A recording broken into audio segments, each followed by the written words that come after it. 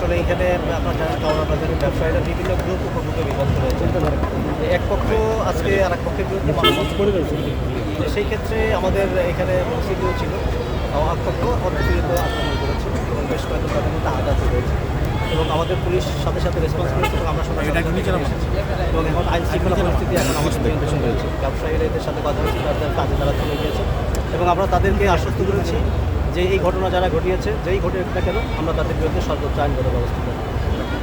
তারা এখন পর্যন্ত কি মানে যেহেতু হামলা হয়েছে কোনো অভিযোগ দেয় অথবা মামলা করেছে? না, তারা এখন পর্যন্ত কোনো মামলা দেয়নি, তবে আমাদেরকে তারা বলেছে যে তারা আমাদের থানায় আসবে এবং তারা মামলা করবে। আমরা অবশ্যই তাদের বিরুদ্ধে আইনগত ব্যবস্থা করব। ধন্যবাদ। মামলা হলে কি মানে দৃষ্টান্তমূলক শাস্তির ব্যবস্থা? অবশ্যই মামলা হলে মামলার মেরিট অনুযায়ী অবশ্যই আমরা তদন্তে যাকে যাকে পাবো আমরা তাদেরকে আইনের ব্যবস্থা করব।